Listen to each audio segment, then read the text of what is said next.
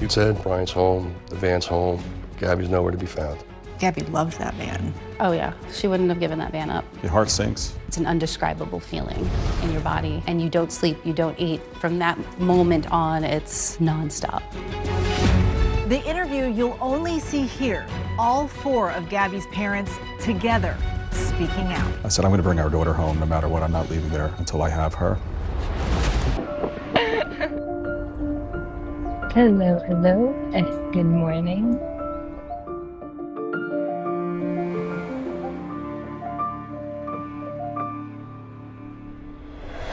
Now to a case making national headlines tonight, this urgent search for Gabby Petito. Gabby Petito. Search for a missing woman, Gabby Petito. Disappearance of Gabby Petito. The 22-year-old who vanished on a cross-country trip with her boyfriend. Gabby's family and those in the community who know and care for her are hoping for answers about her whereabouts. The family is devastated. Every day that this goes on, they get more and more desperate. Whatever you can do to make sure my daughter comes home, I'm asking for that help. There's nothing else that matters to me now. If anybody just has any information, any information out there. This girl right here, this is what matters. That is it. It's a story that captivated the nation. Wow, on this Gabby Petito case. Dominating social media and news coverage, now the subject, American Murder, Gabby Petito, is now streaming on Netflix. You know what is my absolute favorite part about the van? Gabby Petito's parents and their spouses, who raised her as a unit for so many years, sitting down together as a blended family. Parking. The whole world was looking for her. We would have went to the edge of the earth to find her. We really had hope. We really did. Because there's a million different... We're not the same people we were before this happened. There was life before and life after. Everyone knows this story. When people hear her name, what is it that you want them to think about? That she wasn't just a victim, she was a person. She was an artist. She loved life, she loved adventure. Gabby was a really good person. She really tried to get the best or see the best in people. Gabby's parents told me reliving these horrific days is hard. We share it to help others. We do it because the more we do it, the more people send us emails, and it's Gabby's story that touched us. Thank you for doing what you do. And Gabby gave us a platform. We could go cry all day. What is that going to do? So we're going to use it to try to help others as much as possible. Gabby Petito was raised with so much love. Her mom, Nicole, and dad, Joe, split up when she was just a baby, and they both remarried. Their spouses, Tara and Jim, become part of the parental unit, all raising her together. It was always about her first, and we'll figure out the rest. We worked together as a team, and now we're even closer than ever. If there wasn't four of us, I don't think we would be where we are today. We all have different strengths. We all have weak moments. If I'm down, Jim will call me up. Tara to sit by my side. Nikki will, she'll call us up, and we pick each other up. Let's talk about Gabby. What was she like as a little girl? She was easy in terms of just going with the flow. She was always up for whatever we were going to do, so in that respect, it was easy. Sometimes she'd get in trouble. It didn't happen, she was a kid after all. I still remember the first time I saw her. I could tell you exactly what she was wearing. She had these pigtails, and she comes like bouncing out, and it was the brightest blue eyes, the biggest smile you've ever seen. And that was the way she was ever since she was little all the way on up. Larger than life. She was just always happy and just... Physically tiny. She was an amazing artist. We had a large kitchen island, and she would spread her artwork all over the island and just make masterpieces. Gabby is the oldest of 6, a loving older sister to her siblings from both sets of parents. She was a great big sister. Yeah, she was. One of 6. It's a lot of siblings. A lot of siblings. Gabby and her family live in Blue Point on Long Island, just outside of New York City. By high school, Gabby has a big circle of friends. One of them is a boy named Brian Laundrie. Do you remember the moment she first started talking about Brian? They had known each other in high school as friends. He was a year older, so he had graduated and gone on, and then Gabby continued through, and it wasn't until after she graduated that they reconnected. And that's when we started to hear more about Brian, and kind of came to the realization that they were going to be more than just friends. That's a weird feeling, I'm sure, for dads. Well, I never liked anyone that wanted to date my daughter, because no one was really good enough for her, in my opinion. Do you like him? What do you think of him when you realized that they were romantically involved? I liked Brian. I thought he was interesting. He was very soft-spoken. He got along with TJ, her brother, and he just seemed like a nice person. I mean, respectful, always came in, shook your hand, was nice, but just quiet. He was just a quiet person. After high school, Gabby and Brian start dating. When things get more serious, they eventually make the decision to move to Florida to be closer to Brian's family. They move in with Brian's parents. When she mentioned she wanted to move to Florida, what did you guys think of that? She wanted, she was old, I was over 18. You can't stop them from doing something like that, right? I said to her, do it if you think you feel like you want to, but you can always come home. At that point, she was almost 20, so I couldn't tell her no, but she was looking for my advice. I think she asked all of us. I wasn't against her going. I just was like, make sure you take care of you. You are number one, you are the most important. Don't rely on somebody else. Make sure you just take care of you. Yeah, we wanted her to be independent, you know, make sure you get yourself a job, that you can pay for things. And I'm curious kind of what your relationship with Brian was like at this point. When they were in New York still, I would see him and talk to him quite often, but once they got down to Florida, that relationship was very limited. I was talking to Gabby almost every day, but not Brian. Same for us. But soon Gabby and Brian take a big step. I thought it was weird that she didn't want to tell us right away. We found out on Facebook.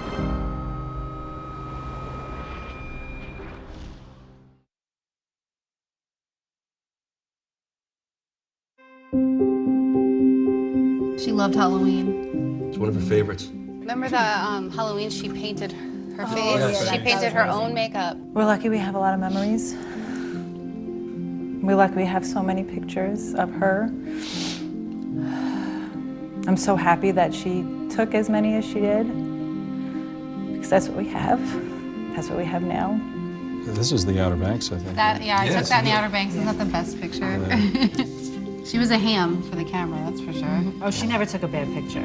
And this is why photos are so important. Annoy the kids, annoy the friends, annoy the family. Take the photos, because you never know then when that's all you're gonna have.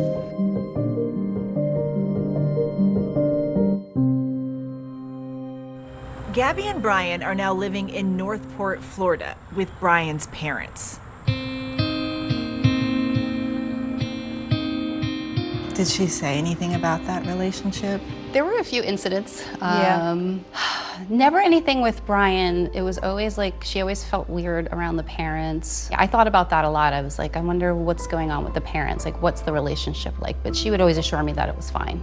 Gabby makes a new friend in Florida who shares her first impression of Brian. 2020, after dating a little over a year, Gabby and Brian go on a camping trip and get engaged. Brian asked me to marry him, and I said yes.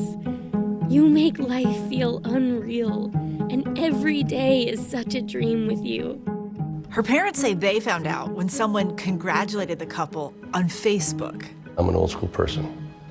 And as an old school person, the one thing you do is you go up to the father of the person you want to marry. And largely through Instagram and YouTube. As parents, like as she's about to set out on this van life adventure, are you going like, how are you going to feed yourself? How are you going to wash? Are you thinking about all those details? No, yes, 100%. Because it was crazy, because we would go camping. We had a small little travel trailer, and when she was younger, she hated it. There was bugs, there was sand, there was dirt, and she wasn't really big into it. And as she started getting into that type of stuff, I'm like, is this the same person? And so when she showed us the setup, you know, we have this cooler that, you know, it plugs in, it's 12 volt, you can turn it into a freezer. Here's our portable sink inside, this is how the sink works. Here's a portable shower that catches rainwater, and I'm like, you're doing all this? Solar power. Solar power to heat it and all this crazy stuff. So kind of thought of everything. And said that, you know, they had plenty of money saved up for it. You know, she had been working up until right before they left. I mean, we kept sending her money too, though. Let's just be real in the situation. I was not. I didn't send her money. Joe might have sent her money. I would Apple Pay her money, and then you would see, like, what's this Apple charge? And I'd be like, oh, I guess I got hacked. I'll order a new bank card. So, like, I think it was like 4 times in a year I had to get a new bank card just to play it off, you know? Before heading out on the cross-country trip, they come back to New York to go to her brother TJ's high school graduation. She took him camping as a graduation gift and a birthday graduation gift because it was also his birthday. But her, Brian, and TJ went on a camping trip. I think it was in Pennsylvania. Pennsylvania. Then they came back, and not too long after that, they left. Yeah. Beginning of July. When they set out on that adventure, what did you say to her before she left? Do you remember? I was absolutely the luckiest one. I got to give her a hug goodbye, and it was the most amazing squeezy hug, and she was crying. And I said, "Why are you crying?" And she was like, "I don't know."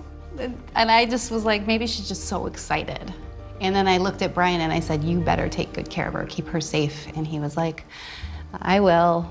You know, it's just his very soft-spoken, "I will." And I cherished that moment. That was the last time I had her in my arms. Did you trust that they would be okay together? I did. I did. I didn't want to worry. I knew she'd be okay. And I mean, as a mom, I was worried a little bit. I said, "You're going to be out on the road, the two of you alone. Just be careful, be safe. Don't talk to strangers," all that stuff. Gabby and Brian set off on their adventure with big dreams. Last time Gabby was seen was August 27th on the surveillance tapes at a Whole Foods grocery. Her parents didn't see it till much later.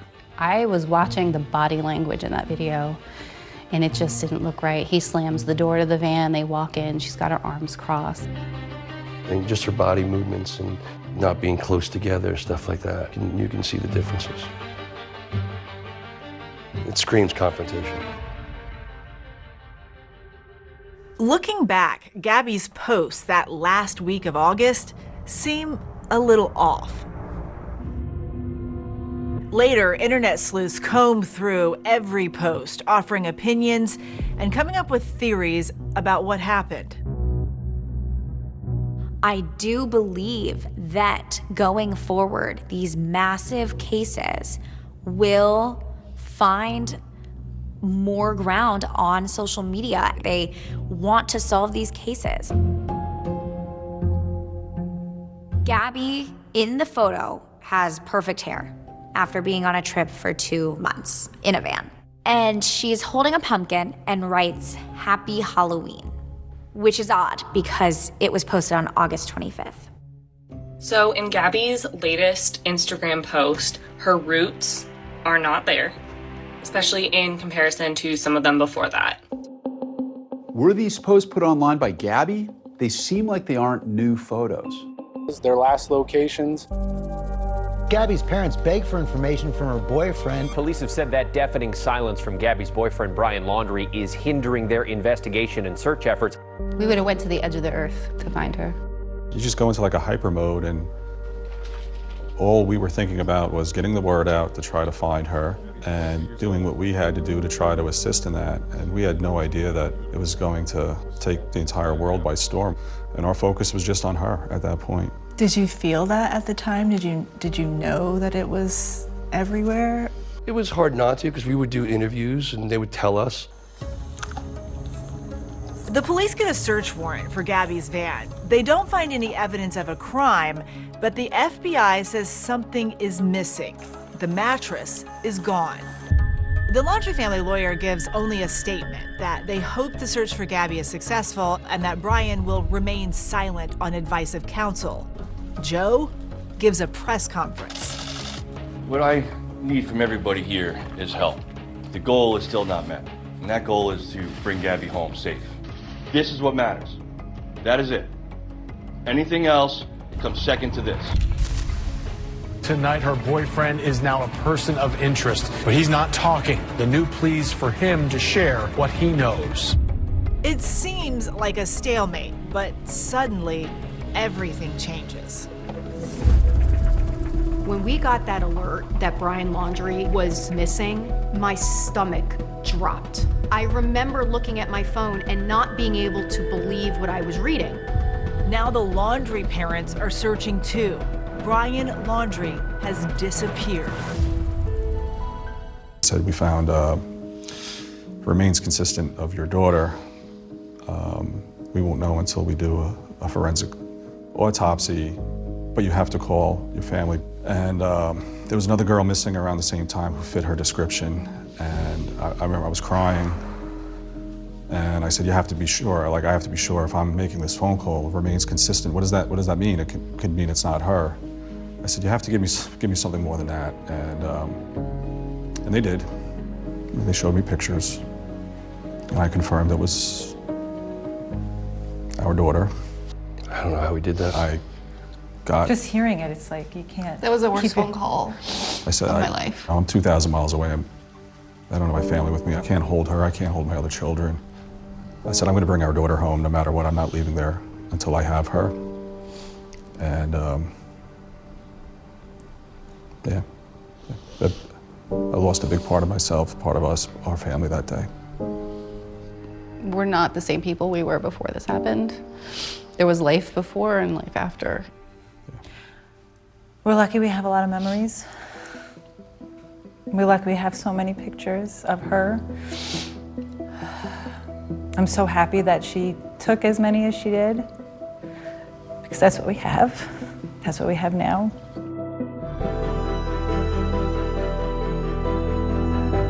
"22 beautiful years. Through all of it, we still say it could have been worse. Really? Could have never found her. Yeah, we could have never brought her home. There's so many people that we know that have been searching for their loved ones for 5, 10, 20 plus years.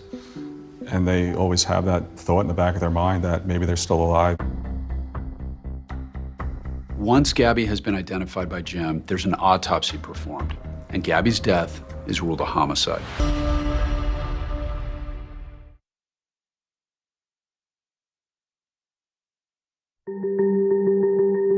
After a desperate, weeks-long search for Gabby Petito, her body was discovered beside a stream bed near Grand Teton National Park.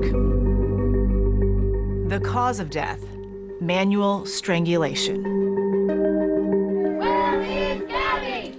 Now that Gabby has been found, the focus turns to finding Brian Laundrie. According to the FBI, while Brian was driving Gabby's van back to Florida, it seemed as if he was trying to cover his tracks. The FBI would later say he was attempting to deceive law enforcement by sending text messages to and from Gabby's phone, as well as from Gabby's phone to her mother. I was texting every day. I wasn't getting a response. And then finally on August 30th, I get a text that says, "We have no signal, we're in Yosemite." Like, I had all these reasons as to why maybe it was from her. But that was the last text I received. The search for Brian, first out west, then in the south,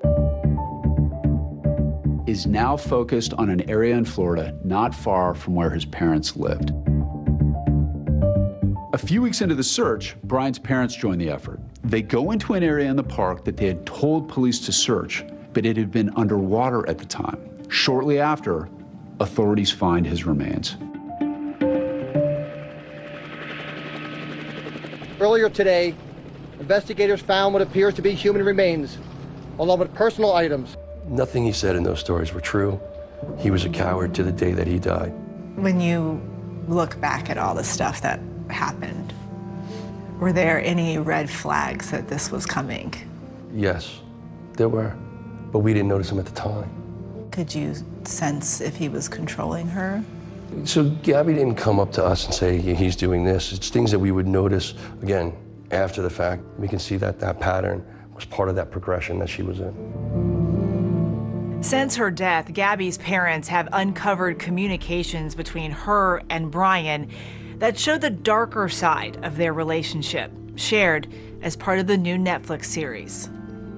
One of those texts from Gabby to Brian said, Don't try to control me because it only makes me mad. I love you so much, but it's the way you speak to me that hurts me the most. They also found a haunting letter that Gabby had written to Brian. Brian, you know how much I love you. Just please stop crying and stop calling me names. You in pain is killing me. Gabby's family says there were potential signs in their daughter's relationship that could have caused alarm bells to ring earlier. Gabby's parents established the Gabby Petito Foundation to help other parents recognize the signs of domestic violence. There's so many versions of it, and a lot of people don't even know where to go when they're in it. Knowing what we know now, we see that progression that happened. Alienation of friends and family. Isolation. But it's hard to pick up. But when you get a high-level view, and you can see the path that was leading to, and that's part that is hard for us. And that's one of the reasons why we started the foundation, the Gabby Petito Foundation, to teach others and other parents. There might be some tips that you could talk to your child about. Try to let them know that you are there for them and that there are resources out there. I get messages all the time from people saying, I didn't realize I was in a bad relationship or a potentially violent relationship until I saw her story. I saw it, I got help, and I safely got out. And if it wasn't for her, I wouldn't be here today. But one thing that brought them a bit of peace. It's very therapeutic for us. And the way Gabby Petito will be changing lives.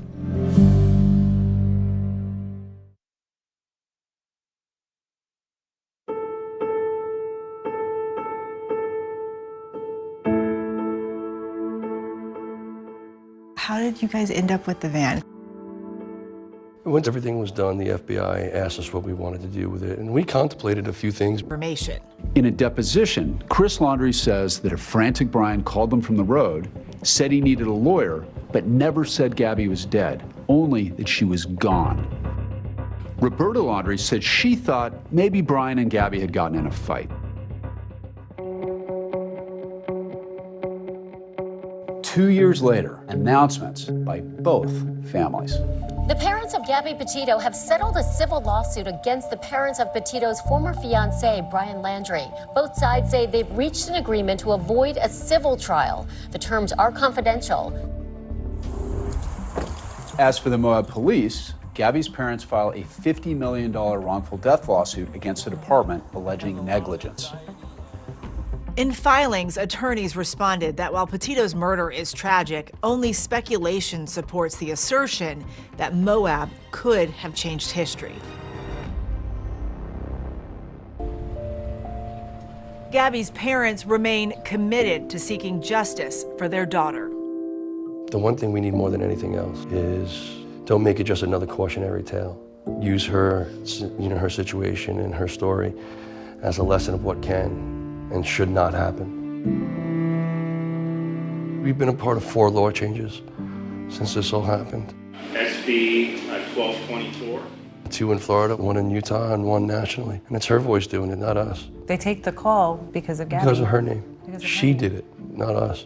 And she's going to continue doing it. She's doing more in her death than she did in her life.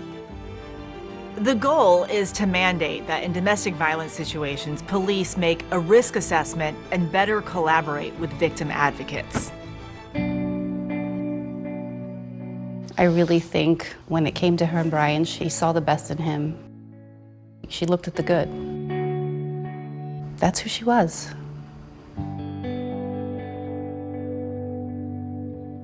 At Gabby's memorial service, Jim, alongside Joe, delivers a eulogy. Gabby had a tattoo on her arm that read, "Let It Be." The title of a song from a band she loved.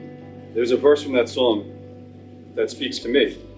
When the broken-hearted people living in the world agree, there will be an answer. There will be an answer, let it be. It's okay to mourn for Gabby. It's okay to feel sorrow and pain. But we want to celebrate her and how she lived her life. We need to hold on to all those wonderful memories we shared with her, because that will be the answer. Let it be.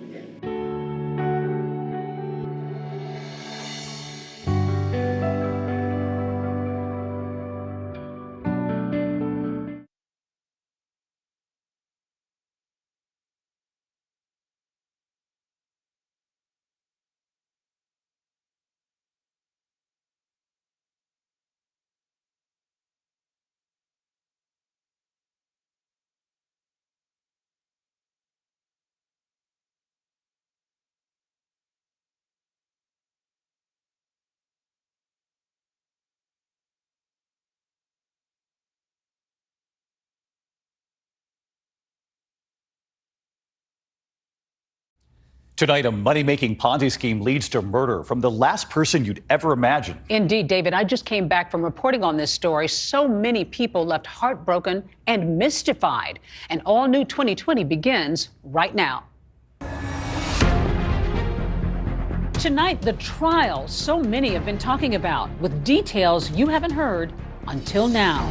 It was just greed, more greed after that. What is this weird nightmare that's visited upon this couple? She's sick and now he's dying. For him to just go from being fine to suddenly comatose. What happened? What happened? They were a great couple. They loved each other. They always wanted to be together. Two people with no background in federal contracting. Suddenly they're going to be arms dealers for the federal government. They were trusted in the community. A lot of the investors were family and close friends. Had Michael expressed any doubts about the business? The Cochran business model seemed to be built on defrauding their friends and family.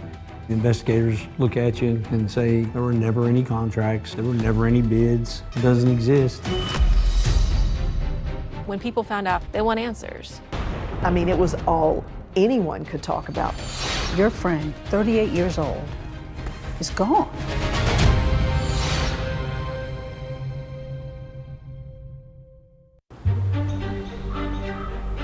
Behind all the raw beauty in the untamed West Virginia mountainside are deep-rooted secrets, lies, and betrayal, and a small, close-knit community is upended. I was just calling to see if you knew when everything surrounding the investigation is going to be over. I don't understand what you mean by the investigation. They're asking people very personal questions about me and my husband's relationship, but I just can't keep living this way. And at the center of all that unraveling is this couple, the Cochrans.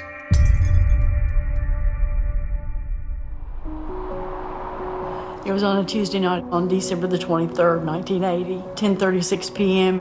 Michael Brandon Cochran was born into the world. Tell me about Michael as a boy. He was a good kid. He always minded me. You know, Eddie came into his life when he was 8 years old. When I met Michael, he had like a rat tail haircut and with the spiked hair. We just kind of developed a good, warm relationship. What about sports, though? Ed, he was really into sports. Oh, yeah. He was playing like the pee-wee baseball. You could just tell right then. He just took to it and was just like a natural. Michael Brandon was always playing baseball, basketball, football. He lifted weights as a hobby. He had a weight bench in his room. He got his first Sandfield barbell set around 10 or 11 years old. And he would just go in there and turn his music up loud and just start working out. He just loved being healthy. Of course, he loved the muscles. He loved the way it made him feel. In high school, they started having like powerlifting competitions. And Michael, he got first place. We were really proud of him. At age 17, Michael meets a girl named Natalie Jessup, also 17, during a trip to the mall. It will change his life forever. We had to go out to the sporting goods place one day, and there she was working behind the counter. And she was flirting with him really bad, you could tell that. And then the next thing I know, they were dating. She seemed to be a relatively driven student in school. She was passionate about what she did. She loved her family. After high school, both Michael and Natalie head off to West Virginia University, where he studies computers and she studies to be a pharmacist. The two freshmen had just started their first semester at WVU when Michael's mom, Donna, gets a call from Natalie. They got engaged in November of 1999. And when Michael got on the phone, I just said, Michael Brandon, what in the world are you doing?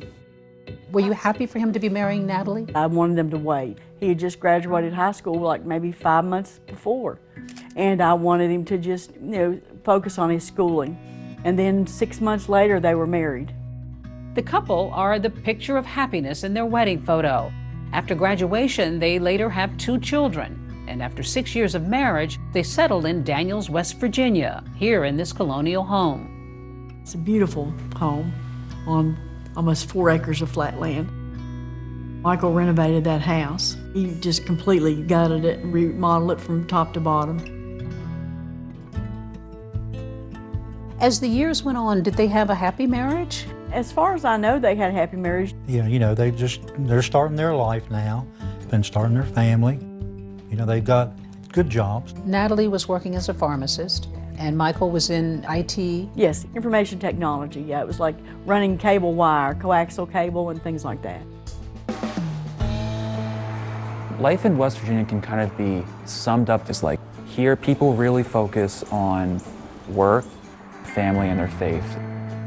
How was Michael as a dad? He was a proud dad. He doted on his kids and was a good provider, was involved with them, the school activities and stuff. The couple gets involved in their community. He was a football coach and he was a baseball coach. And wherever Michael was, you'd find Natalie working the sidelines. She was a sports socialite. When Michael was the coach, she was the one you got all the information from. She was the one that ordered the uniforms and got your sizes. He loved sports, and that was probably our biggest connection. Our family would see their family at games, and that's really how it got started, is just loving sports and hanging out. Are there stories that you remember that when you really do think back to you all as couples, it kind of warms your heart that you remember? Oh, yes. Yeah. Mike and I, we won a lot of championships together, coaching our kids. Chris and Jennifer Davis bonded with the Cochrans over Little League, their young families, and church. They even went on vacations together. Chris, a lawyer, was hired by Michael for a legal matter, and the two became friends. What was it that made them sort of fit into your world? It was really the family aspect. They were a great couple. They loved each other.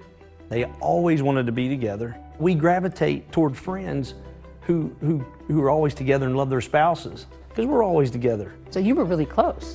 Yes, we were very close. So at some point then you discover that one of your sons has diabetes. Initially it's very grim, because it's, hey, this is what this is. It's never going to change, and this is what it's going to require. Coincidentally, Natalie happened to specialize in diabetes management. How helpful was that for you in the beginning? Tremendous. Tremendous. She was amazing. Like, she just gave us all the information we needed, because you learn as you go. So she understood how insulin could affect the body. 1,000%. Then, seemingly out of the blue, the Cochrans make a career change and open a new business. So they seem to be doing well. Oh, absolutely, yeah. They're doing very well. I invested and I spent $256,000. And this new venture will lead them straight to the CIA.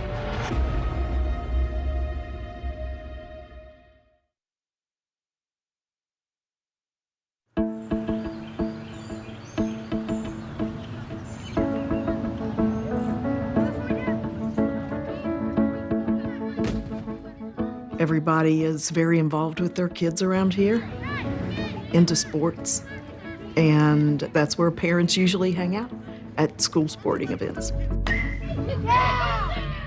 Just like his dad, Michael Cochran's son loves sports, especially baseball. And it's a family affair. With Michael coaching local youth sports leagues, Natalie becomes treasurer of the middle school baseball program. She was heavily involved in that because Mike was a coach. They were involved in tons of leagues and different things.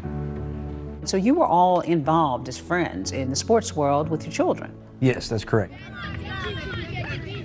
We met the Cochrans because I had put my son into the draft for the Little League Baseball. Toni McCall met Michael and Natalie after her husband died of leukemia, leaving her a single mom to 3 children.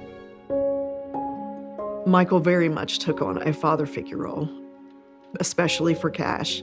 He was so good to him. He took him everywhere. They went fishing. They went to practices. It was the dream come true to have that father figure when you don't have one for your kids and you want one.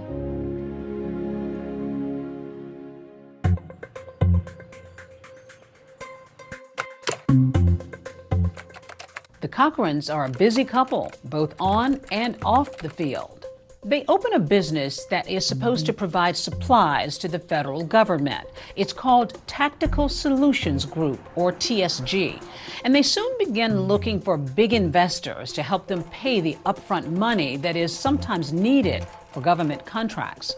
And to everybody's surprise, Natalie up and quits her job as a pharmacist, jumping into the new business completely. Great. You know, I mean, if you can quit your job as a pharmacist, like, oh, wow. By all accounts, the new business appears to be flourishing. They were building onto their house, and they put up a new fence. Mike got a car. So they seem to be doing well. Oh, absolutely, yeah. They're doing very well. Natalie tells friends they were inspired by that movie War Dogs, the one about two men with no experience in the defense industry who become arms dealers to the U.S. military and get in way over their heads. They call guys like us war dogs, bottom feeders who make money off of war without ever stepping foot on the battlefield. When she told me that we're going to make all of our employees watch War Dogs as like an onboarding video, I said, well, you do realize that the guys went to jail, right? It might surprise people to know that any civilian can seek a government contract. All you have to do is register, and then you can start bidding. It can be a small business, an individual, a nonprofit agreeing to provide goods or services to the government at a specific rate at an agreed upon time. The process is you discover the contract, you bid on the contract. And if you're chosen, suddenly you're in business with the U.S. government. The Cochran's website for their business, TSG, boasts impressive clientele from within the government, including the Department of Defense, FEMA, Homeland Security, and the CIA.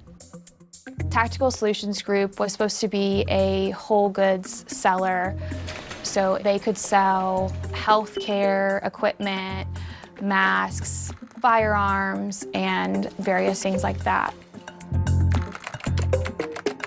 Michael Cochran would spend hours sifting through all of these government contracts. And he would tell Natalie what he'd found. She'd go to the investors and say, Michael found the most incredible investment. What did you know about what this business was all about? They got this niche, a woman-owned small business. The idea of the federal government will pay $50 for a $10 hammer. You just got to be able to get in there and get the contracts and fight with the big guys. And all the couple needs now is a little startup cash. Most of their investors were friends, family, people that they knew. We invested $245,360.69. That was our retirement savings. Michael's mom, Donna, remembers the first time Natalie approached her about investing in the family business. Do you remember what she said? Yeah, she asked us if we wanted to do the government contract. She said that she wanted to help us out, you know, when we got ready to retire. At what point did you decide that maybe this was something you might be interested in getting involved in? About a month later, she told me that she was doing it for her parents, that they'd made $60,000 in 5 months. And so we thought, well, you know, maybe we'll give it a try. That's a pretty good return. Yes, ma'am, it sure is. Donna Bolt says her daughter-in-law claimed she could get her initial investment back with profit, sometimes in as little as 10 days. So when they come to you for a potential investment, what's your initial thought? Well, my initial thought was, sure. The Cochran's close friends, Chris and Jennifer Davis, say the couple approached them after church saying they needed some major cash to fulfill a contract for dental labs, saying if they didn't get the money right away, they'd lose the entire contract. But it was more than just, hey, do you want to invest? There were supposed to be dental facilities on military bases. That's why we couldn't see any of the documents. Because she knew I was going to ask that. I was like, well, what's the well, you can't see it, you don't have authorization. We can't do that because it's the Department of Defense. And so we were like, sure, yeah, man, we'll help out. How much were you investing? $511,000. When Chris Davis hears who's investing, he says it seems like a safe opportunity. I trusted all those names and people in the community. So if they were involved, it must be sound and good. Absolutely. The names that were lining up, it fit. Like, okay, these people aren't going to do anything crazy. Tony McCall says the circle of trust was how she too decides to invest. She had pulled someone in that I was close to and had been getting them to do contracts. She says that person calls one day with an opportunity for the two of them to go in on a contract, but they've got to do it immediately. It pays out in 45 days, but you have to do it right now. Like eBay, she bids at the very last minute so that nobody can go in and bid over top of her. But you have to tell me right now. And so I did it. I spent $256,000. By all accounts, it seemed to be a safe bet. The Cochrans appear to be doing well. I had seen the money that they were spending. They had multiple vehicles, they had motorcycles, they were buying trips overseas. The Cochrans are living the high life, but then suddenly the youth sports league is broke. This ain't good. I really felt in my heart that something was going on. You don't have anything, it's all spent. Could something be afoul at the Little League?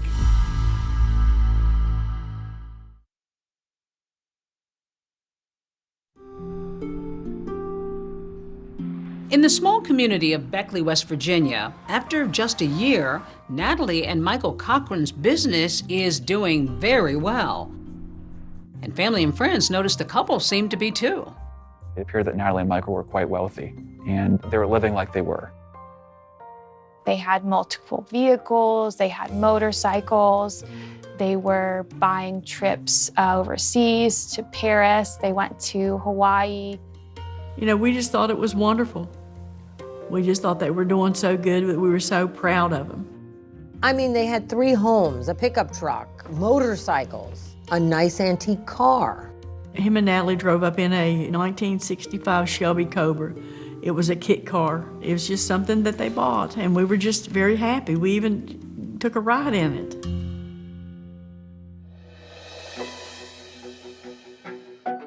They were living much higher than the majority of people in Beckley, West Virginia. Did you see a difference in how their lives seem to be changing? Oh, yeah. You were on vacation together. What kind of vacations did you take? We did beach vacations, and then we went to New York City a couple of times with them. Yeah. And so the typical sightseeing, shopping. Everybody got along? Oh yes. Yeah. It was fun. It was great. It was a lot of fun. It was a lot of fun. From the outside, it appeared that a lot of the spending was on Michael's side. This was wealth that he had not experienced before, so he wanted to take advantage of it. Some of the things that Michael Cochran purchased in this period were recreational vehicles, an airplane hangar. He had ambitions and endeavors to open up an aviation branch to this business. He really, really wanted to fly, and he loved that type of stuff. He was working on his pilot's license. Now, he wanted to fly helicopters. They were a great couple to get that kind of money. They were doing things for people, and I mean good things. Michael especially was doing a lot of charity work. He donated a weight room to a local middle school. When he found out his youth pastor was going to be homeless for a while, he actually purchased a property for him to live in. Natalie even gets involved with local organizations and charities. She volunteered and wanted to do this and wanted to do that. She was helping us with juvenile diabetes research, all the fundraisers for that. And then we did a 5K run. She was good at that. She would organize it, get sponsors, get the word out. One time she and Mike were at the house and she told me that they were going to buy a town in Africa because that was going to be their mission, you know, pay for everyone's home and build homes. Natalie also helps raise money for the Middle School Baseball League. Their friend Chris is board president. We had a fundraiser, and from the fundraiser, we believe we raised a little over $15,000. It was a big deal. As treasurer of the Little League, Natalie manages the bank account, but members get suspicious when the money all but disappears. But you knew there was a big chunk of money in there. Yes, there should have been over $20,000 in there, absolutely. Any idea of how it was drained like that? Nobody knew it was missing until we were told it's missing. The league brings in a private investigator to look into where the money's gone. And I talked to the board and I explained to them, you don't have anything but $31 in a frozen bank account. There's no records of anything as to where this money went. It's all spent. There was an audit that was done. There were purchases made that weren't approved by the league. There was purchases to TJ Maxx, purchases to Olive Garden, and then when I started adding it up, I'm like, $32,000 in one night you raise for 2 sports teams, and it all just disappears. I mean, there's no way to rectify that. Questions are now swirling over the missing money and if Natalie could be involved. And when some investors with the Cochran's business get wind of it, they're getting concerned about the money they've been promised. As time is going on and you're not hearing anything, are you starting to panic at all? We'd ask. We'd say, Natalie, we need our money. I said, our car's gonna break down. We need the money back. She would say, it's coming, I promise. And then she would send me text messages and say, your money is going to be deposited in your bank account within the next 24 hours. And we'd wait, and it was never there. You didn't get anything? No. Donna says that any communication she had about the couple's business was typically with Natalie, not her son. Every time that I received any kind of message, it was a text message from Natalie. It was she and I that was constantly going back and forth with contracts. Meantime, Natalie continues to portray the business as extremely successful. From the outside looking in, I would have probably been like pretty impressed. Thought, man, right here in Raleigh County, West Virginia, these people are knocking it out of the park. One investor says it's astonishing how much money Natalie says she's pulling in. She did give me a number at the time. This was like $343 million we're going to have to put in this bank. That was a little hard to believe. Natalie and Michael tell a local bank their business is worth more than $500 million when they apply for a $100,000 loan. Was her business worth $500 million? No, absolutely not. It turns out the Cochran's business is not what it appears to be. So I said, in pure West Virginian, this ain't good. I really felt in my heart something was going on. The fundamental problem is that it was all a lie. And when secrets come to light, it's far worse than anyone could have imagined.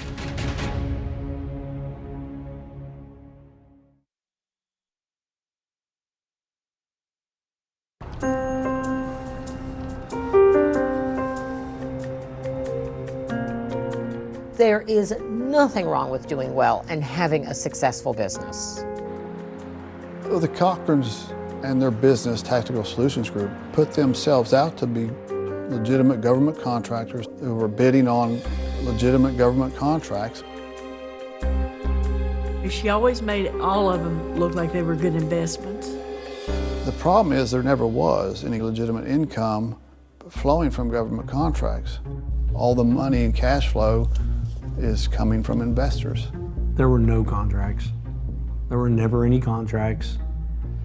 There were never any bids. It doesn't exist. The businesses didn't exist at all, really, legitimately. They existed on paper. It was clear that it was a Ponzi scheme. When it comes to a Ponzi scheme, there's no real business. There's no money being generated.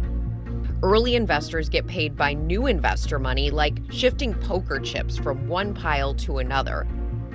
And as long as the money's coming in from new investors, the Ponzi scheme can continue. If you're just taking one investor's money and giving it to another investor as if it's a legitimate return on their investment, that's a fraud. I said, no, these are friends of mine. I've seen what they've done in the community. Successful Ponzi schemes almost always rely on trust, and you often find that people start very close to home. The Cochran business model seemed to be built on defrauding their friends and family. Many of them knew them their entire lives. and they had no reason to not trust them. It would hurt a lot less for this to have been someone that I didn't know that had scammed me out of money. It would hurt a lot less. I was already wounded from my husband passing away, and my kids the same. These were friends, neighbors, and family members who were defrauded, and the question is whether Michael knew about it. Michael was not the brains of the couple. He was a great guy, but Natalie was the brains of the operation.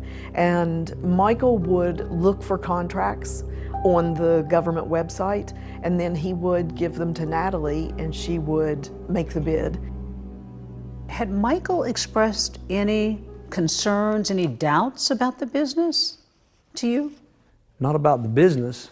He was stressed about the government. He did not understand why the government will not give them their money, and he just couldn't figure it out.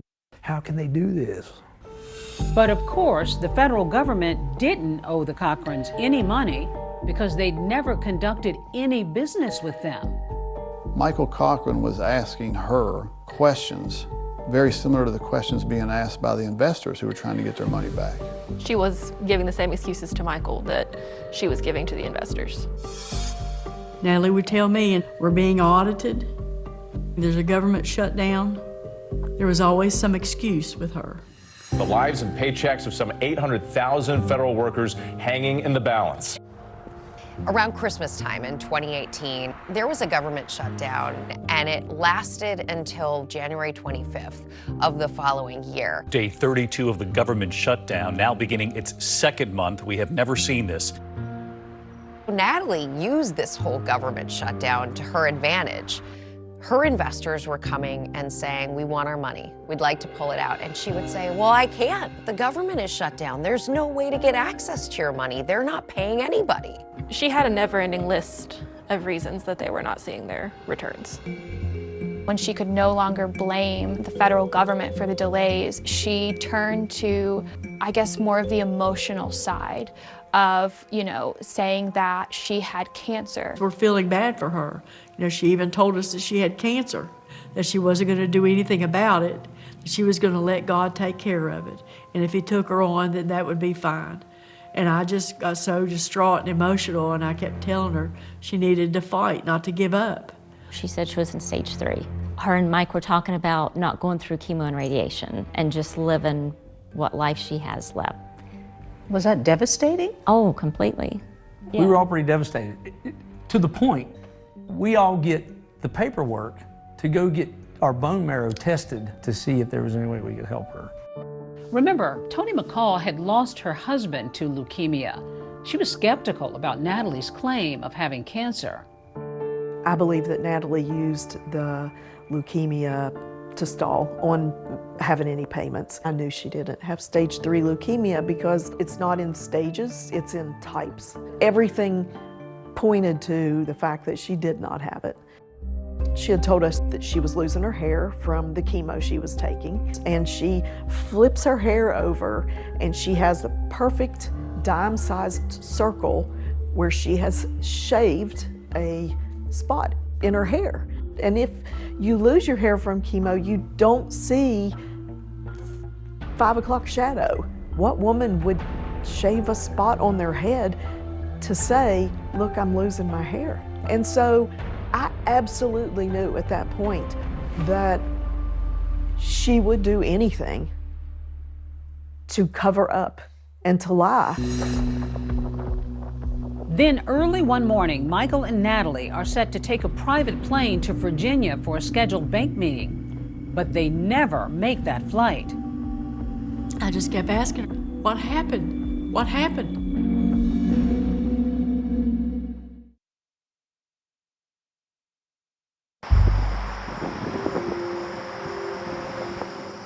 On the morning of February 6th, the plan was that the Cochrans, Michael and Natalie, were going to fly to Virginia to visit the Bank of America there.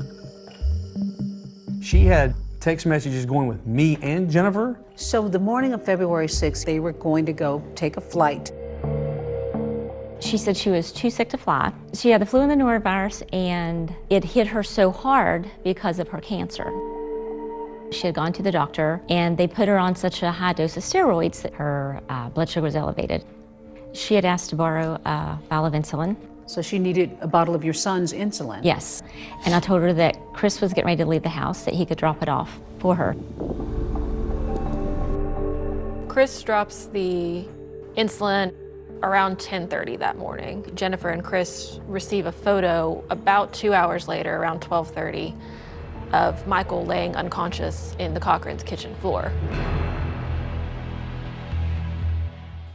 Michael was laying in the fetal position in the floor in his kitchen. So she sends a photo out of him on the floor? Mm-hmm. Yeah. And my reaction in the text was, is he okay? What's going on? He's fine. The contractors are here, putting him on the couch. Okay. Michael is moved from the floor to the couch. People start coming into the home saying, hey, you should probably take him to the hospital. Throughout the day, some of the couple's friends come to the house while others text Natalie, worried about Michael. Every time we would check on him, we would get, he's fine. He's going to sleep it off. He's going to sleep, he's sleeping it off. She said that he was sleeping it off on the couch. The wording of the messages were as if she was communicating with him. He won't go to the hospital. Oh. He won't go to the hospital? Yes, when she says he won't go to the hospital, in my mind, I'm thinking that he's told her, I'm not going to go to the hospital. Almost unilaterally, all of Natalie's friends were urging her to take Michael to the hospital, and Michael needed medical attention. And so you're looking at close to 8 hours that this man, that he was incapacitated. He was unconscious, he was on the couch, and pretty much unresponsive. I get a message at around 6:30. I'm at Gavin's basketball game. And the message says, can you come by after the game? Chris Davis shows up and insists that they take Michael to the hospital, and they load Michael in the car. I knew something was wrong. He's just totally unresponsive. I was like, well, I said, he's gotta go to the hospital.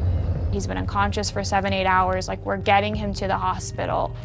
Michael got to the ER at Raleigh General Hospital. His blood glucose was at 21. He was critical, and he was intubated.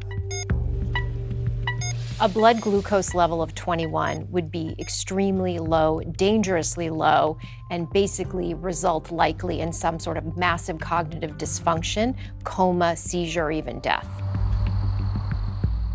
Michael's parents are at home that night with no idea of their son's condition. We came home from church, watched a little TV. I was in the bed. Eddie brought me my phone. He said, you got a text message from Natalie. It's 10:30 at night.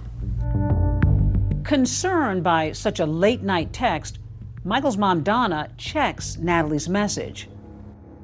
She sent me a picture. There's Michael Brandon in the bed, and he's on the ventilator, unconscious, unresponsive. The Davises also received texts from Natalie showing Michael in the hospital. I just kept asking her on text message, what happened? What happened? Doctors determined that Michael is suffering from cerebral edema. Cerebral edema is the medical term for swelling in the brain. We usually think about cerebral edema in the setting of a big bleed or a traumatic event. Michael Brandon, he was fighting to breathe. He was trying his best to live.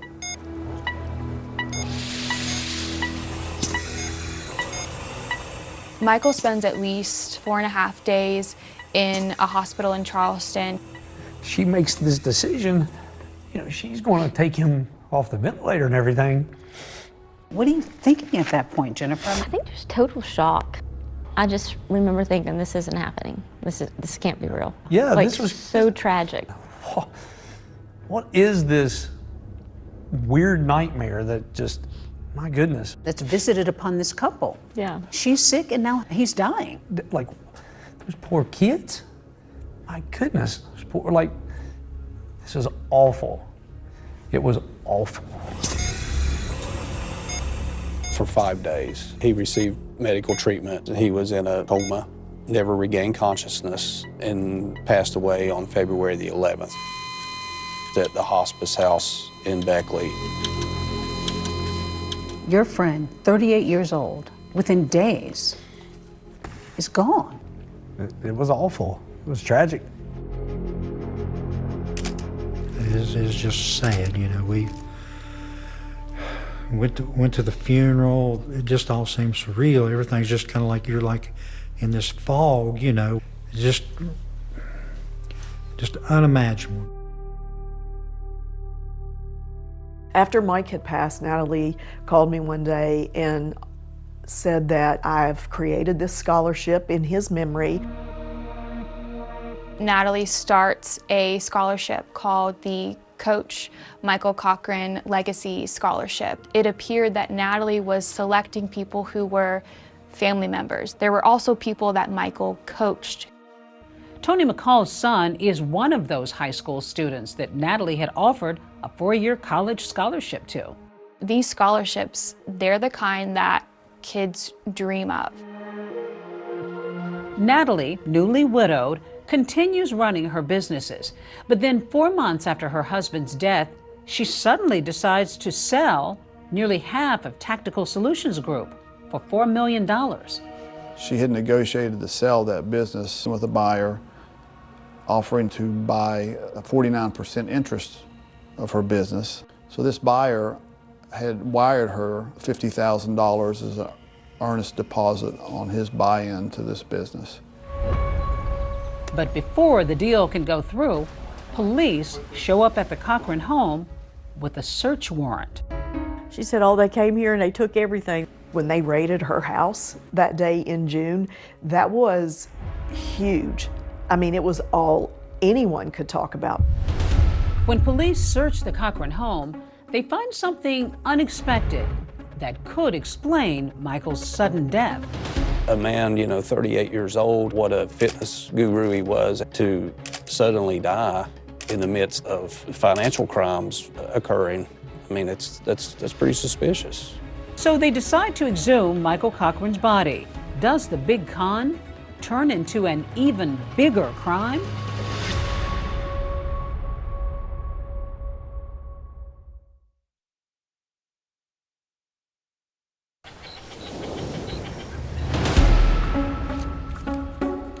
At first, this was just a Ponzi scheme investigation.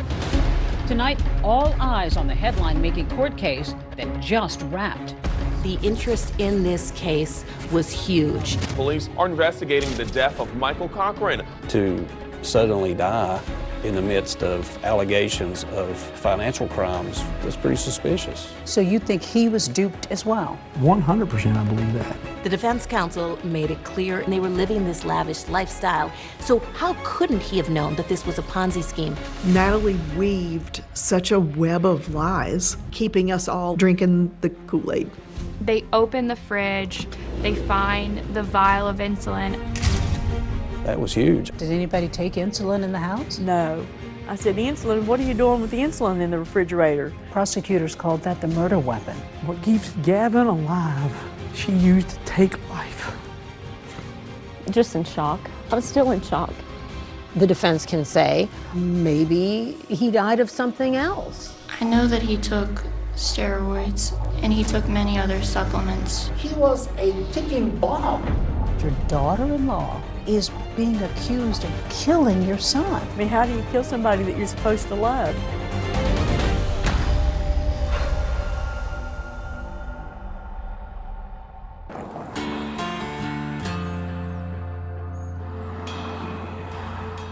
It's been 7 months since 38-year-old Michael Cochran's death, and Private Eye James Quisenberry sends an employee on an undercover mission to Michael's wife Natalie's garage. I just seen the sign and figured I'd come out this way. Oh. She was selling a bunch of things and items at her house. This is security camera cable, and then this is Ethernet cable. He's there to secretly get a closer look. The question was still out there of whether she was sitting on a pile of money, all these different questions. You don't want us to arrest anything else? Not really. I want to keep things for my son.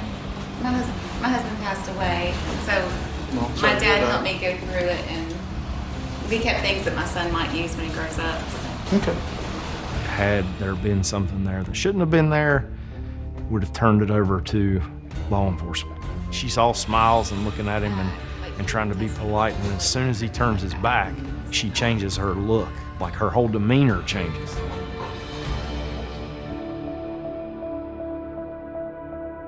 In the months since Michael Cochran's death, authorities have started to take a hard look at the Cochrans' so-called businesses.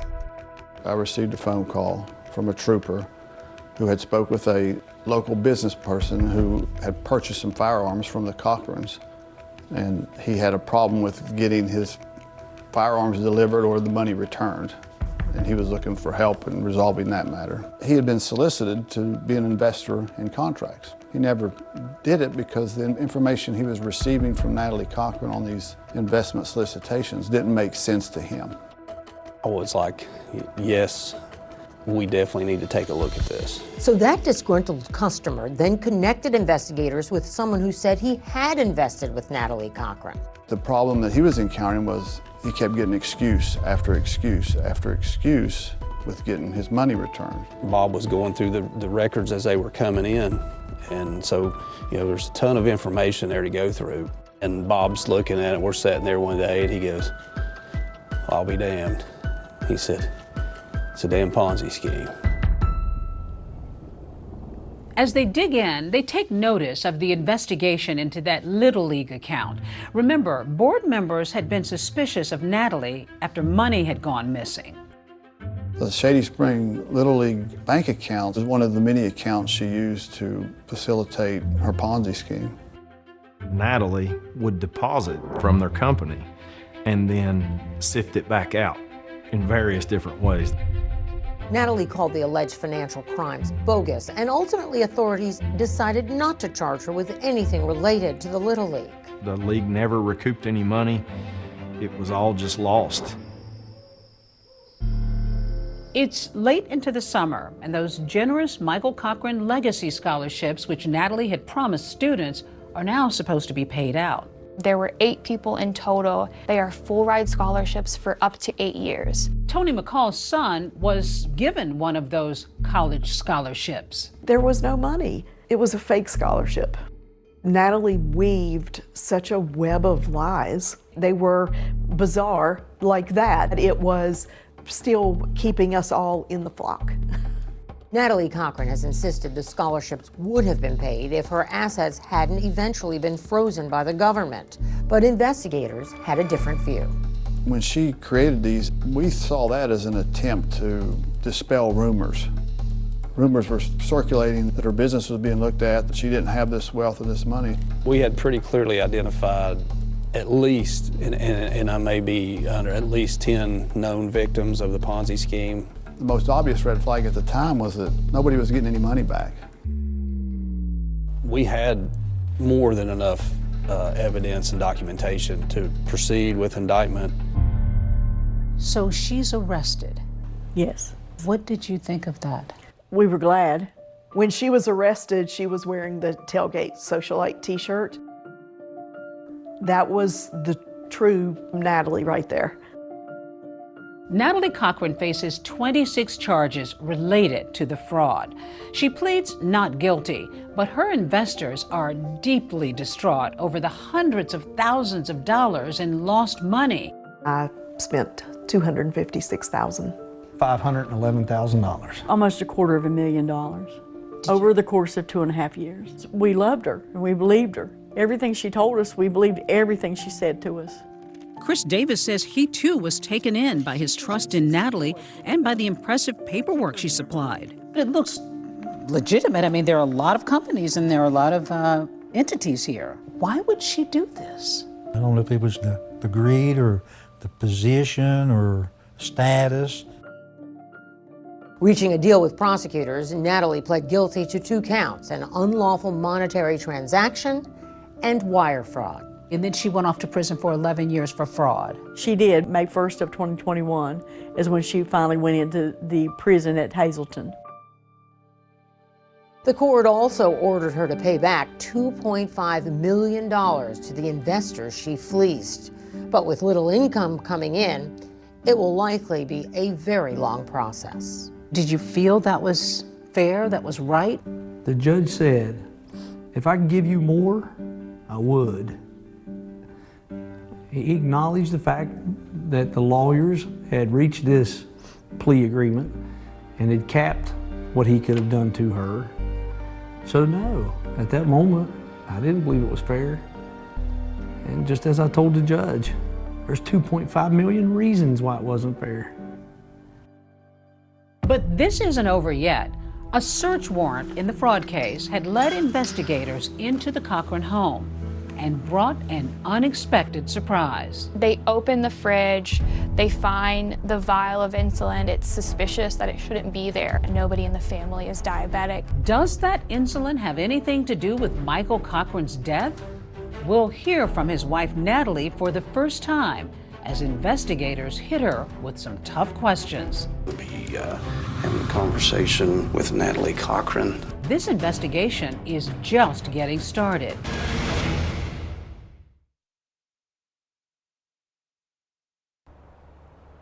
At first, this was just a Ponzi scheme investigation.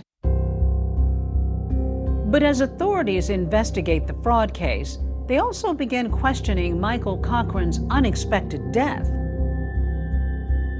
Michael Cochran, who was 38 years old, seemingly a fit, healthy man. He took care of himself. He did work out all the time. To suddenly die in the midst of allegations of financial crimes, that's pretty suspicious. No autopsy had been done on Michael Cochran. The death certificate issued by the hospice where he died listed natural causes. There was no medical examiner involvement. Natalie Cochran gave different versions of what happened with Michael on February the 6th to multiple people. So authorities arrange a meeting with Natalie. Today's date is April 8th, 2019. I explained to her we were looking into Michael's death. Natalie, just tell me how things progressed with Michael. February the 6th, whatever day we took him to the hospital, we went into the kitchen and all of a sudden he started throwing up in the sink. And I heard him hit his head, and then I went in there and he had popped. And so I didn't know what to do because Michael was very adamant after he got out of the hospital last time. He said, if you ever take me to the hospital again, you're going to get it.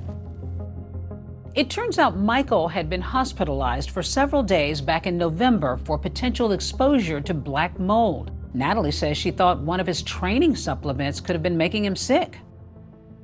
It was her belief that Michael had taken an overdose of this supplement that she alleged was coming from Mexico. I'd always been learning that this stuff's not safe. It even came in a bottle that said for animal use only, not for human ingestion. It's like syrup. Right. He was taking it to gain mass and to keep his stomach cut up. Gotcha. And it also had an insulin component in it, but bodybuilders can manipulate insulin to cut muscle. She introduces insulin in the discussion as part of Michael Cochran's weightlifting regimen. Mike was all about, he was just very into body.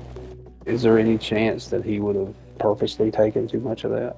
He did purposely take too much, but he was trying to super load. There was always this effort to make sure that there was an explanation for insulin being somehow involved in Michael's death. In the third conversation, she brought up that Michael was injecting with insulin. She had done a complete pivot from where it was all this supplement. Now Michael's injecting insulin. The insulin he was doing through injection. Correct. He would inject it before meals so that it would cover any carbs that he ate. Insulin is used primarily by diabetics to essentially help us regulate the blood sugar in our body. He wasn't diabetic, obviously. No.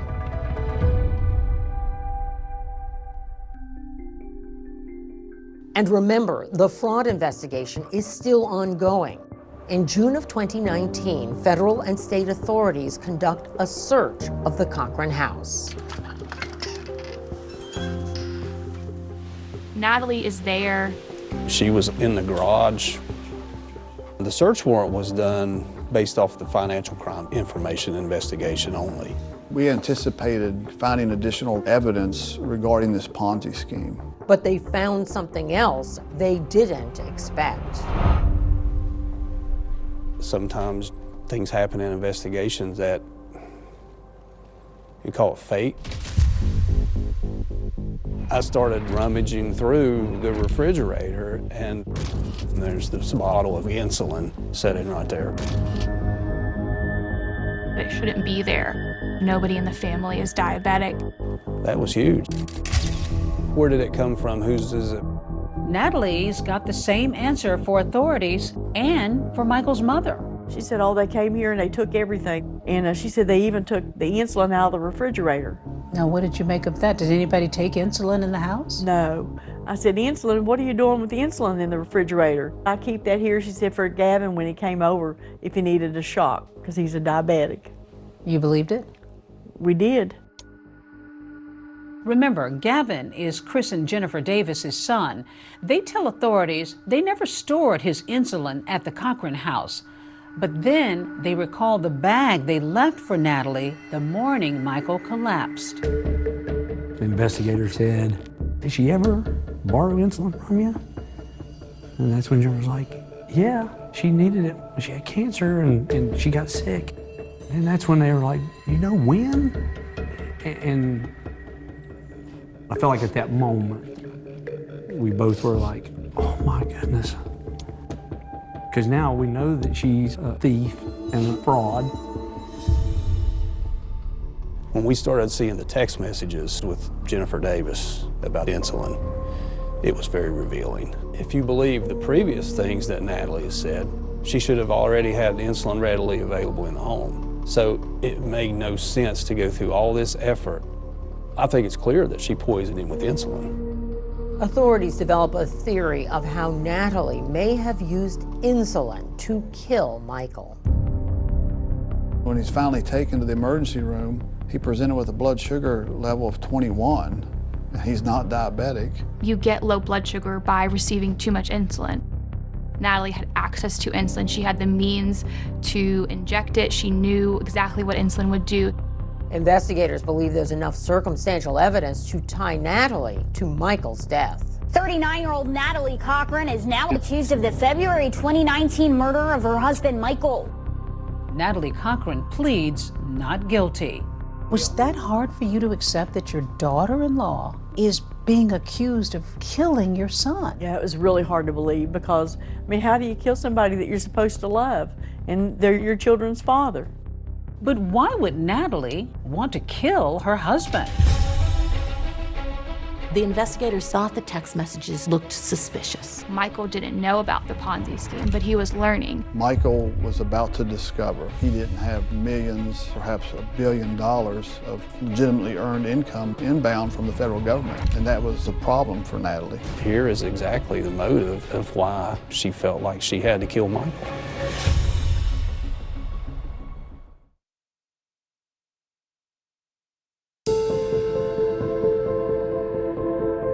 Opening arguments began today in the Natalie Cochran trial. In January, more than 3 years after she was indicted for the first-degree murder of her husband, Michael, Natalie Cochran's trial is finally underway. There were media outlets from all over the country here. The interest in this case was huge. You may be seated. For Michael's family and friends, the 3-year wait for justice has been agonizing. How tough was that for you all to just have this thing drag on before it's going to be resolved? It was hard. Yes, very hard. Spent lots of time praying. What was it like for you to see Natalie in that courtroom? I can't say that I really even thought about her. We just had to get justice for Michael. Natalie Cochran is a young woman. An 11-year sentence with good time served for the Ponzi scheme is relatively short versus a life sentence for murder. Those stakes are incredibly high. All right, now, Mr. Truman, you may proceed. Thank you, Your Honor. On February the 5th of 2019, Michael Cochran was a 200-pound, healthy 38-year-old man. By midday of February 6th of 2019, he had lost consciousness, and he would never regain consciousness. The state needs to get ahead of the fact that it's an entirely circumstantial case. You got to tell the jury.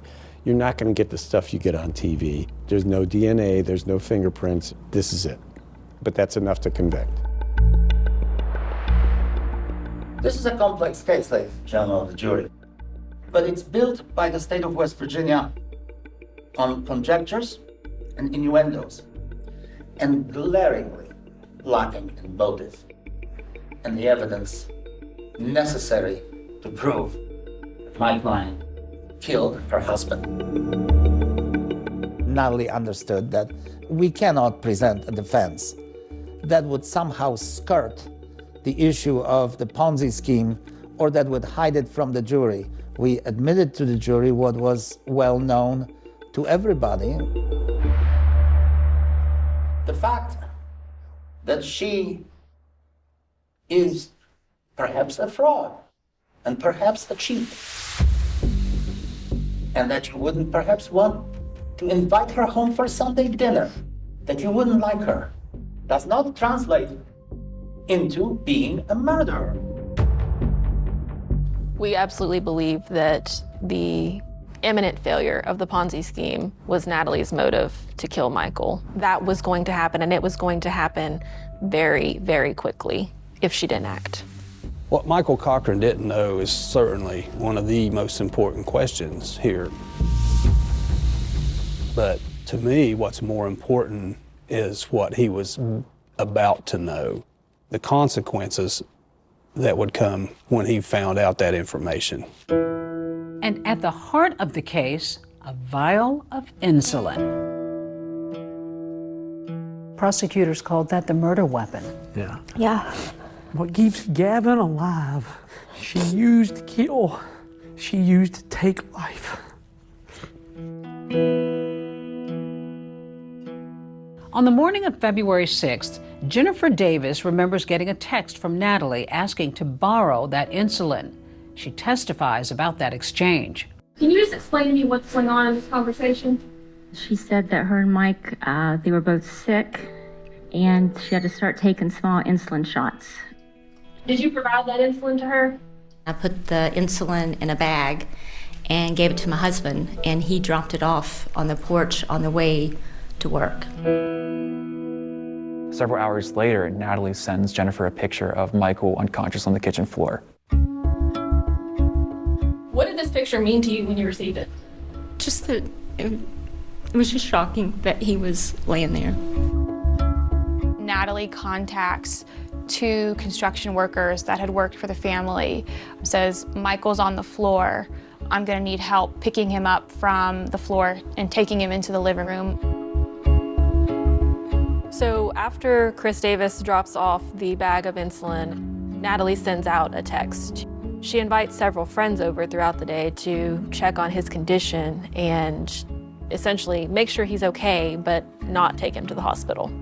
In a statement to ABC News, Natalie Cochran says that, quote, Mike hated the hospital. He threatened several people that we better not take him back. Stephanie Hamilton, a physician's assistant, came over to check Michael out and found him non-responsive. What did you specifically notice? That he needed to be checked. I said even people with the history of seizures, anytime they have one, they need to be checked. I kept offering, like, I would go with her. She said she was gonna let him sleep it off. You also heard from her later today. Take a look at that. 21. What does that mean? No one should ever have a blood sugar of 21. What's gonna happen if they do? They're in a coma.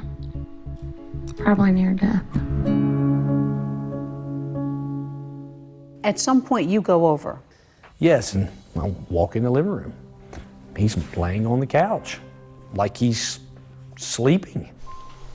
What did you do? So I go over to him. I just remember saying, man, hey, buddy, we'll take you to the hospital. And that's exactly what I did. But by this time, it's too late. Michael gets to the hospital, but the damage has been done. Take a moment, you're okay. Chris, it was very tough for you in court when they showed you the photo that you had already seen of Mike. Yeah. Why did it hit you so hard? I wished I could have got to him first.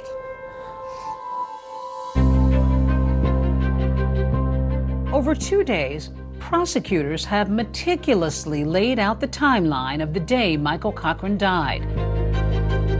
The question now, will they be able to prove that it was his wife, Natalie, who killed him?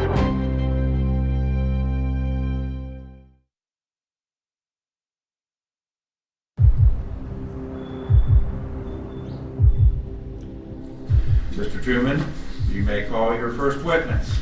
As prosecutors lay out their case against Natalie Cochran, they intend to show that she not only had the means, but the motive and the opportunity to kill her husband, Michael, back in February of 2019.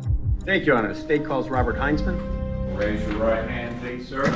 Bob Heinzman was the primary investigator of the defendant's Ponzi scheme, and he explained there was really no evidence that Michael knew what was going on. Now, the defense has floated the theory that Michael Cochran was up to his eyeballs in this Ponzi scheme. From your investigation, do you have any evidence that would support that? He believed that they had obtained contracts and that they would be receiving money for these contracts.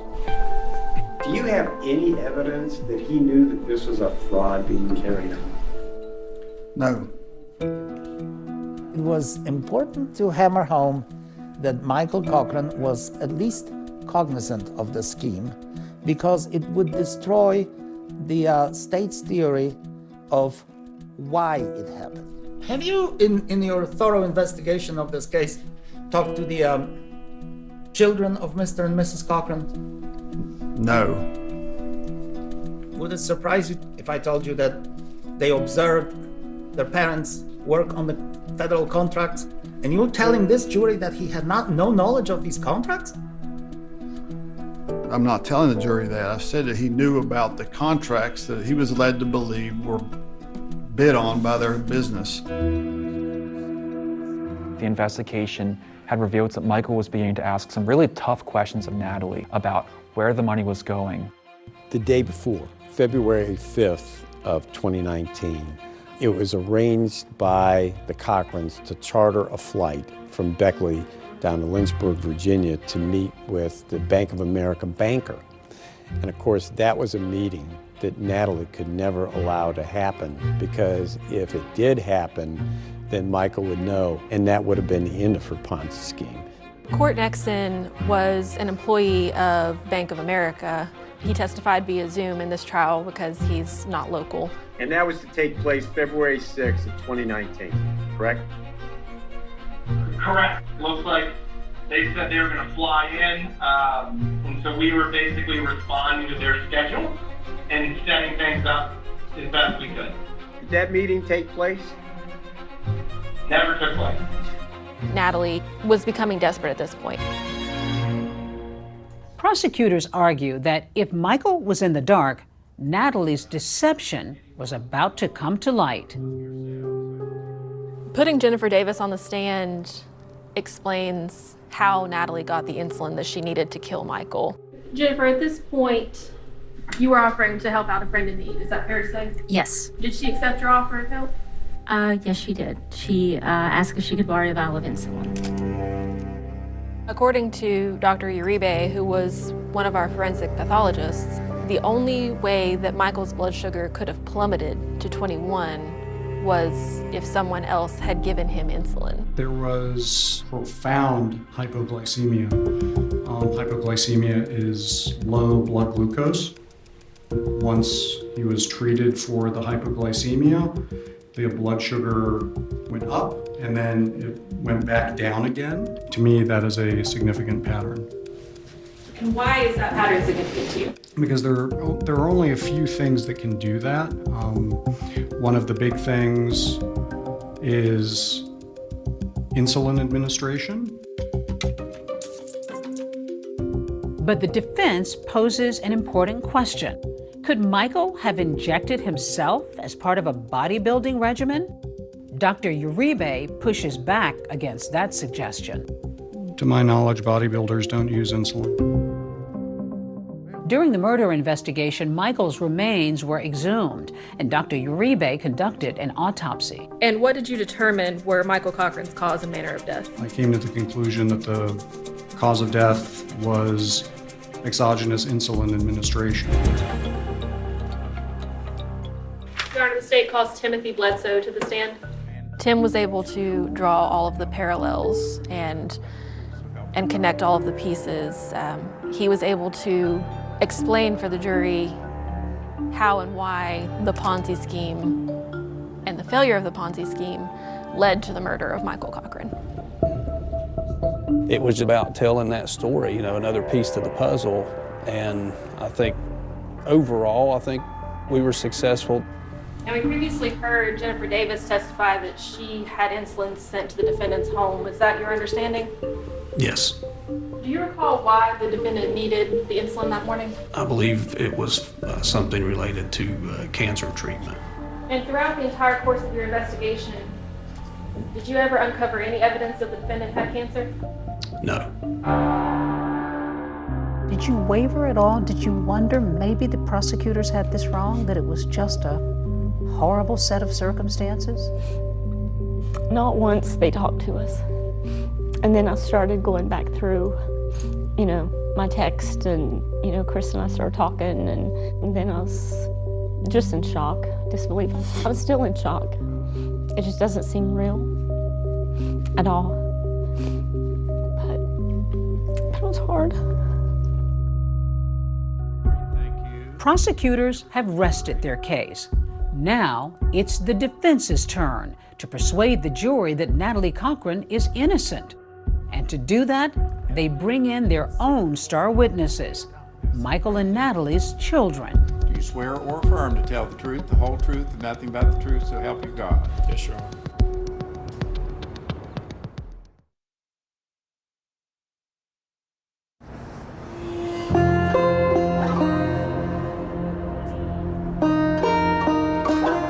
The state has wrapped its case of circumstantial evidence.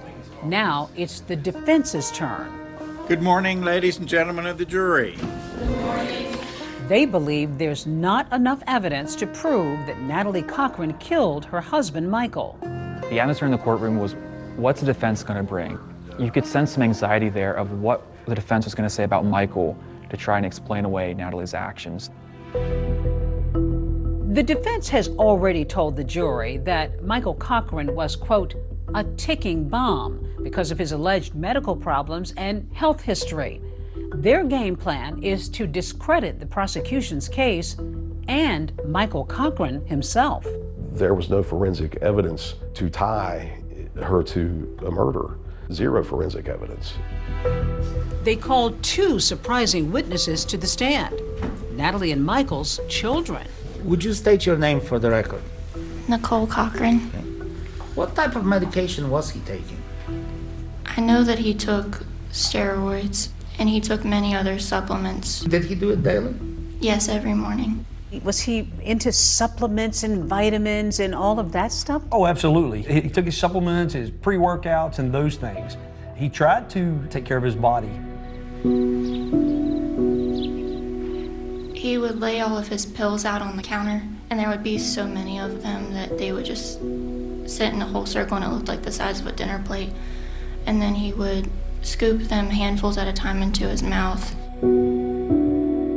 The theory by the defense counsel is that Michael Cochran was not a healthy individual. Did you start noticing changes in your father's health? He was very agitated and angry, more so than not. and he was having a lot of headaches. The defense asked the same line of questioning to the Cochran's son, whose face is concealed on the witness stand because he's a minor. Did he ever inject anything? Definitely steroids. He took supplements and things like that. Did he take steroids? He never took any steroids. If you would see him, everything that he has, all the muscles he has, is natural, hard work. Mike wasn't a bodybuilder. He ate too much pizza to be a bodybuilder. Was he fit? He was. Was he in shape? He was. Did he work hard for that? He did. He was taking things from Mexico, they were saying, things that were not approved by the FDA. What did he get from Mexico, do you know? I don't know the name of the steroid, but it was definitely an anabolic. What was that like to see them testifying on their mother's behalf? You know, they love their mother. Of course, they're going to defend their mother, but the things they said about their father was really heartbreaking. Defense lawyers argue that Michael Cochran was not exactly a healthy 38-year-old, and that his lifestyle led to 4 hospital visits between 2017 and the time of his death in 2019. He got sick, and I feel like around that time is when you could just notice that he started to change a little bit, just forgetting stuff all the time. And he was more aggressive. Towards whom? Aggressive? Towards everybody. Natalie had told friends and family that her husband also suffered from seizures, plus symptoms of black mold poisoning from renovations he did on their house. Oh, had you heard of him having seizures? We were told that he had seizures and he was exposed to black mold. The defense also tries to hammer away at the state's motive, the Ponzi scheme. They claim Natalie Cochran wasn't the only one involved. They say Michael was too. I always saw him working on his computer, and he would say that that's what he was doing, Say that he was doing what? that he was filling out contracts. Did your mother do that? No. Who was working on the contracts?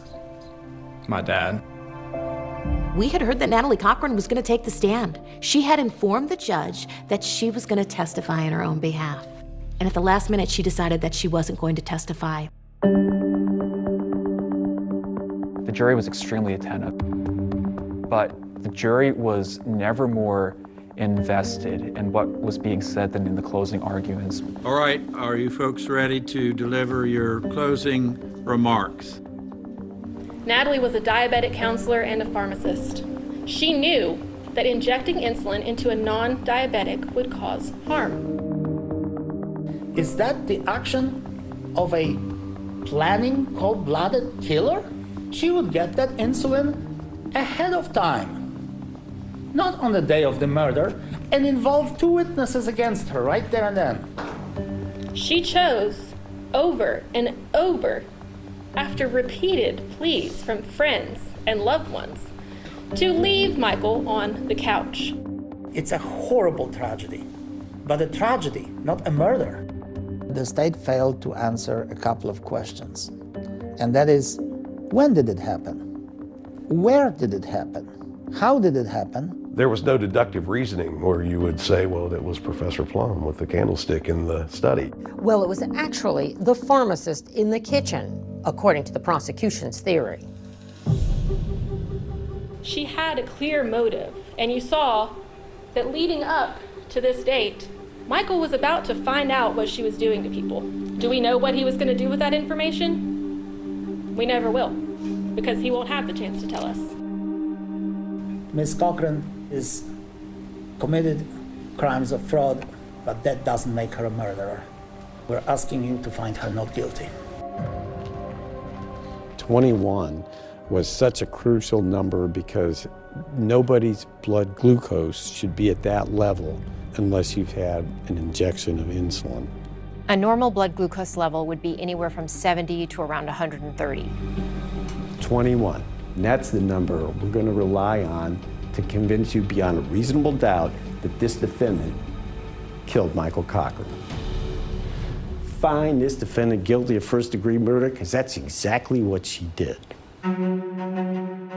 The case is now in the hands of the jury, Were prosecutors able to convince them that Natalie Cochran killed her husband? Or did the defense poke enough holes to sow reasonable doubt? People yell out, "There's a verdict," and then people start scurrying to get a seat inside the courtroom. Has the jury reached a verdict? Yes, sir. When that verdict comes back, they were shocked.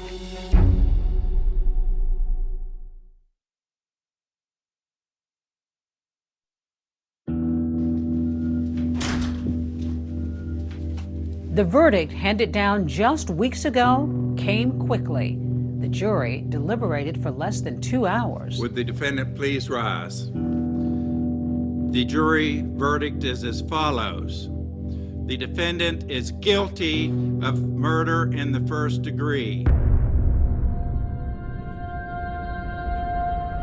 What was it like when you heard guilty? We were so happy because we're finally getting justice for Michael after all these years. You know, I could just feel my spirit and everything just went, you know, this is what it's supposed to be. It was exhilarating to hear the word guilty. And all I can think is we did it, we got her. And the jury is not finished. They've got another decision to make, what's known as the mercy phase. Good morning, members of the jury. You are back. Mercy, which means the defendant gets parole eligibility after serving 15 years, or no mercy, which means there's no eligibility for parole. You'll raise your right hand, please. A slew of Natalie Cochran's family, including her mom, tearfully take the stand. I beg. I don't know what else I can say except please give mercy to her. For a second time, Natalie's 19-year-old daughter faces the jury that's already convicted her mom in her father's murder. I missed her at my high school graduation, and I missed her on the day I moved into college. I'm begging you to give her mercy so that I don't have to miss more. Natalie Cochran's family ended up leaving when the family of Michael Cochran, when they were up there. Raise your right hand, please, ma'am. We, along with our family and friends, have sat quietly and graciously and painfully watched and listened as Michael's good name has been murdered time and time again.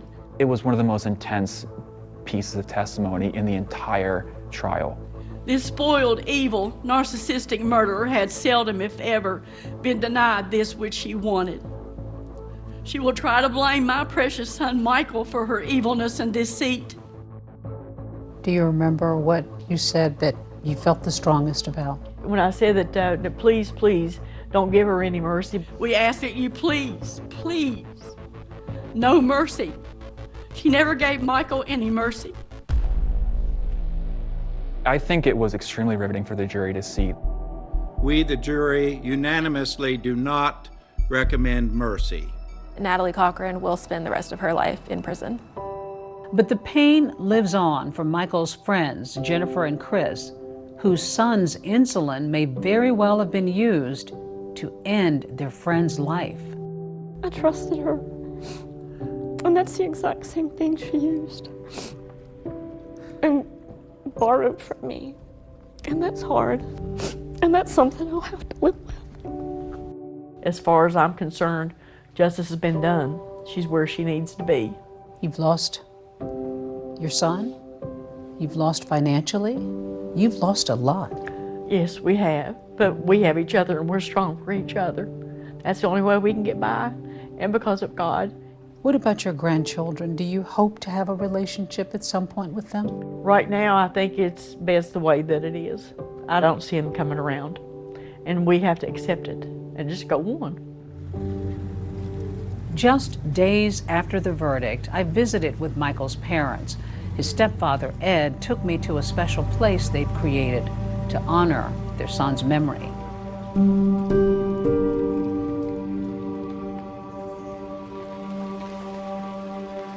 This is your memorial to Michael. Yeah, I'm not able to get up there to his gravesite much. So I said, well, you know, keep it, you know, right here close. Anytime we want to go, we can just come right here. What do you think about when you come out here and sit on that bench? When Donna and I sometimes we kind of sit around down here There'll be like a butterfly that'll come around. And I told Don, I said, there's little Michael. So we've got a little cutout flower over there that he's always down here. Such an emotional story to report on, David. Those heartbroken parents placing a memorial bench where they can always remember their son, Michael. We should note tonight that Natalie Cochran does plan to appeal her murder conviction. In the meantime, that is our program for tonight. I'm David Muir. And I'm Deborah Roberts. From all of us here at 2020 and ABC News, good night.